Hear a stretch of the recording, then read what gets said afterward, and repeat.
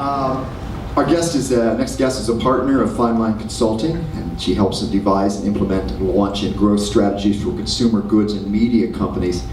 And she became the CEO and director of board of Project Access, which is a nonprofit organization providing food, education, and health services for over 10,000 families living in low-income housing in 2009.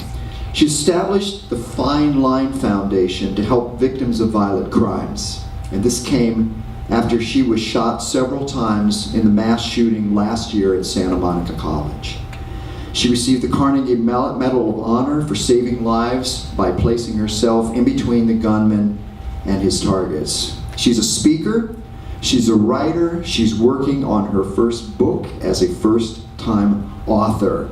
And in the words of a classic song that I will paraphrase, she's so fine. Please welcome Debra Fine.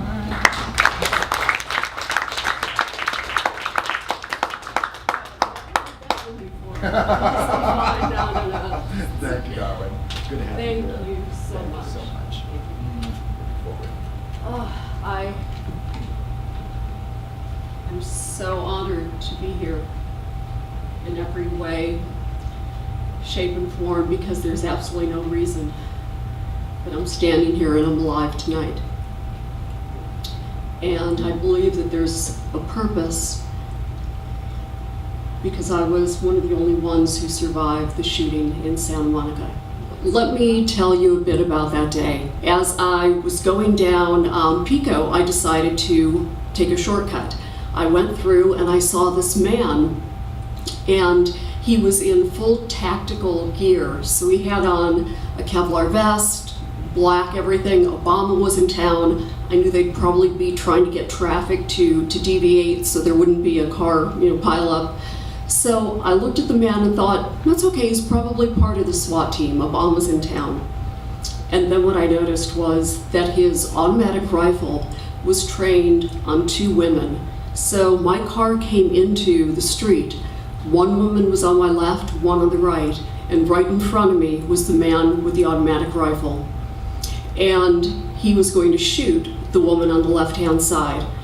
And in that very second, when I realized that his gun was trained not in a way that any SWAT member would ever aim their rifle at a civilian, something went off in my mind, and at a cellular level, I didn't even know I was doing it. I just put my foot on the accelerator and I went between them.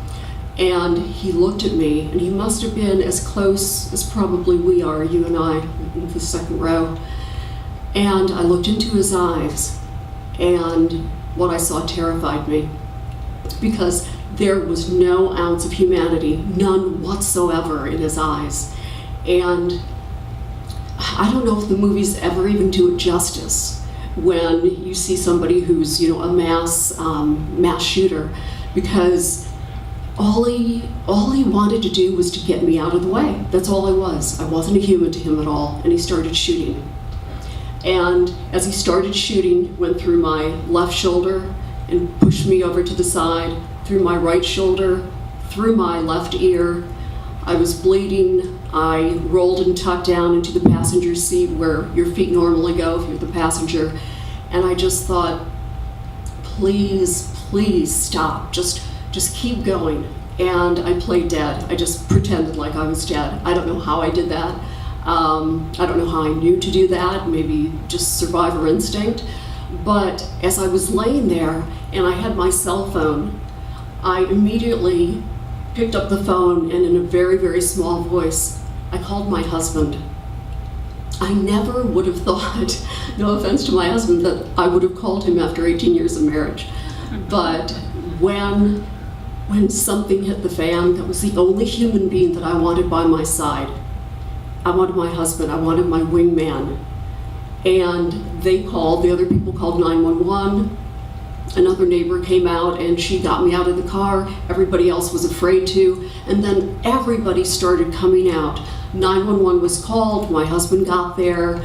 And while all of this was going on, as I was laying on the seat waiting for my husband to get there, not knowing if the gunman was going to hijack that car or was going to finish killing me, I thought, have I said everything to my children? and to the people I love. And you hear that and you say, sure, people really think that when they're dying? Yes, that's the only thing that was going through my mind. And both of my twins had been very sick over the last couple of years, and we had almost lost them. And I realized that that day, if I had died,